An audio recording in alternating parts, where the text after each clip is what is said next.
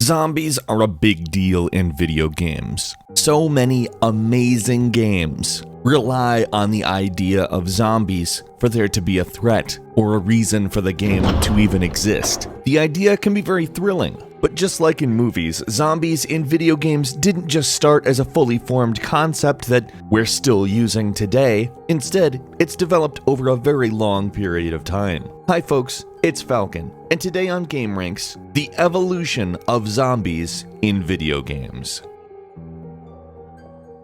All the way back in 1984, developer Spaceman Limited, led by designer Sandy White, released a game through a publisher called Quicksilva called Zombie Zombie. As you might expect for a game that was released in 1984, it doesn't have particularly realistic graphics. However, it did use a graphics engine called Soft Solid 3D. It's essentially an isometric game where a zombie follows you around, and you have to find a ledge basically to lead the zombie off of. It wasn't a game where the zombie was really regarded as scary in any way, and they weren't really attempting it. Essentially, you were just a little man running away from some neon-colored zombies in a maze until you found either a place to get the zombies to drop out of or a helicopter. In its own way, it's kind of a puzzle survival game. It doesn't present you with a lot of detail per se, but the device of a zombie sort of creates an implied time limit rather than a hard time limit. You're being chased, which is a mechanic that you see a lot of in every zombie game. Fast forward to 1989 when Capcom released a game called Sweet Home for the Famicom Entertainment System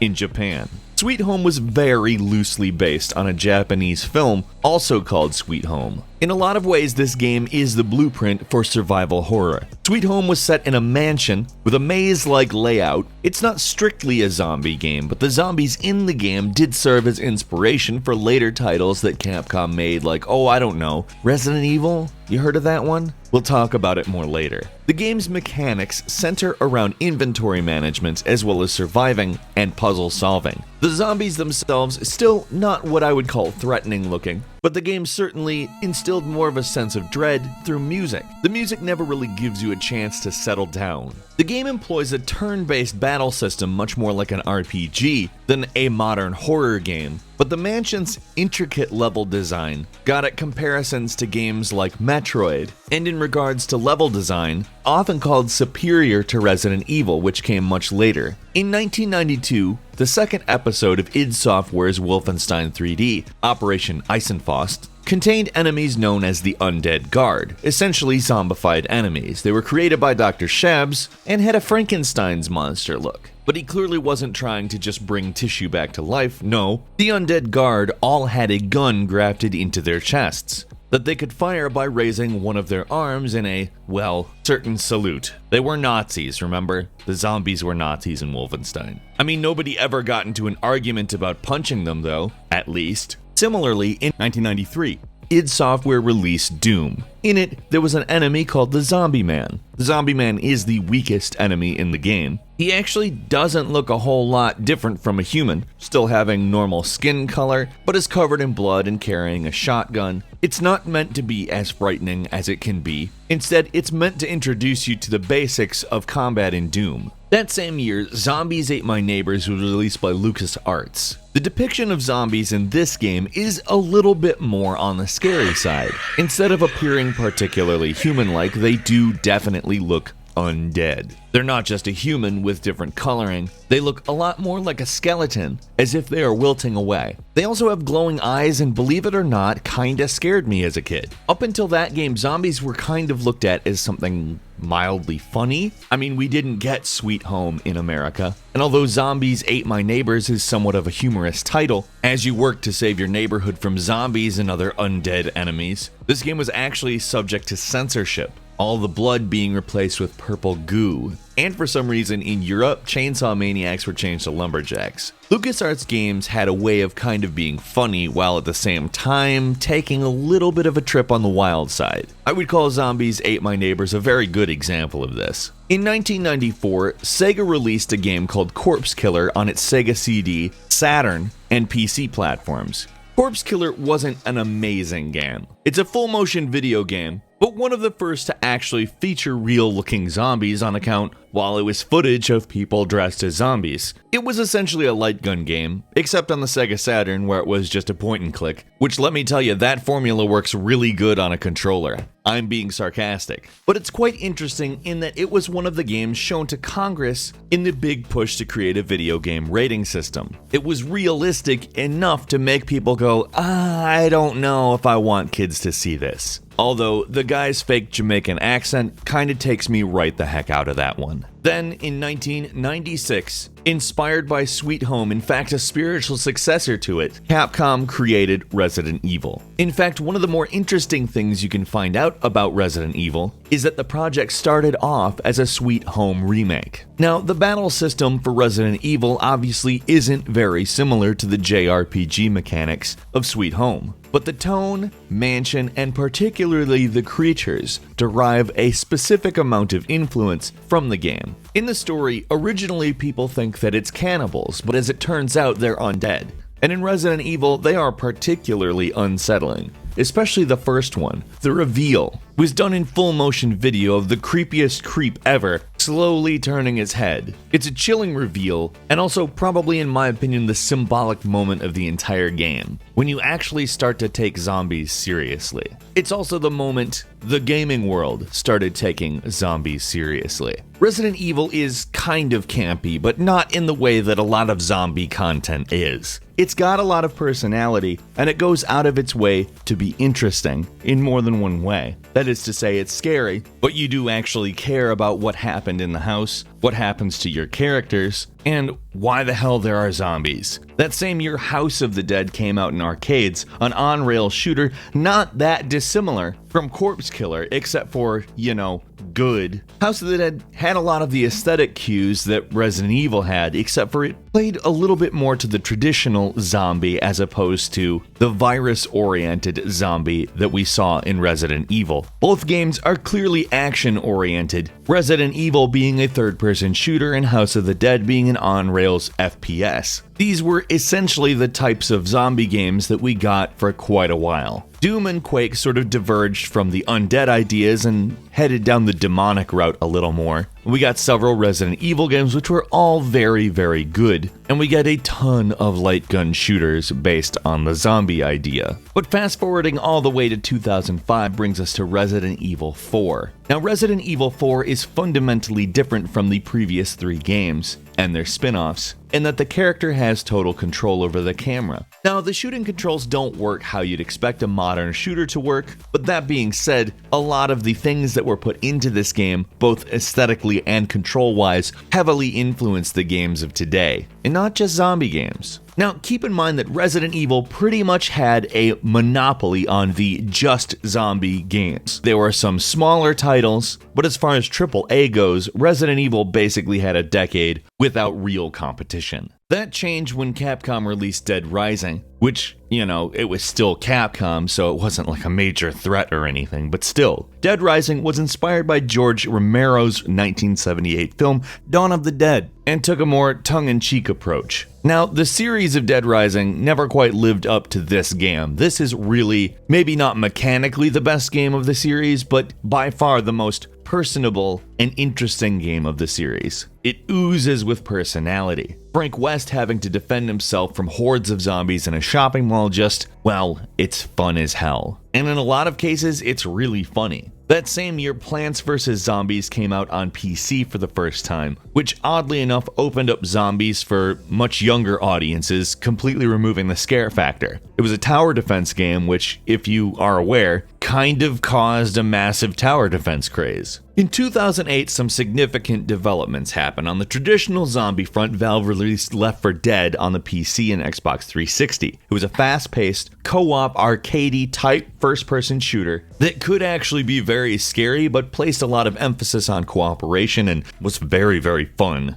Activision put out Call of Duty World at War and included a zombies mode, which was the very first time they did this. It became so popular that it is now a mainstay of the series. The zombies mode was usually a wave-based shooter of some sort of comical zombie idea, but sometimes it could be pretty scary too. It wasn't heavily story-oriented, obviously, but still. Also in 2008, the first Dead Space came out. Dead Space got creative with the concept of zombies and created something that was more on the unsettling side, I would say. More of a mutant, but still undead on account they were resurrected dead people. The necromorphs were infected with the virus, not unlike the zombies of Resident Evil, except for alien. Dead Space went out of its way to be scary as hell. And that first game in the series most certainly is. The necromorphs are hellish and would often give you a guttural reaction of both horror and disgust. In 2010, Capcom released Dead Rising 2, swapping out them all for Vegas, giving us a new, well, let's just say less interesting protagonist, but much better slaughter options. Like I said, mechanically speaking, the original Dead Rising isn't the best in the series, it just has the most personality. That same year, Rockstar released the Undead Nightmare expansion for Red Dead Redemption, which redid the map, but completely changed the campaign, adding zombies for enemies and, well, turning it on its head. This and the Call of Duty Zombies mode kind of paved the way for people to do more, hey, what would this be like with zombies mods to games. In 2011, Dead Island came out, which was definitely more emphasizing melee combat rather than ranged weapon combat. It also featured a control mode that it called Analog that gave you a micro level of control over the movement of your weapons, allowing you to target limbs, body parts, etc. In my opinion, the control scheme really heavily mirrors Resident Evil 4, albeit a little bit developed from there, but the concepts are certainly on display. The next year, 2012, saw Dayz, which, yes, that is how you say it. The creator did an AMA on Reddit, and that's how you say it,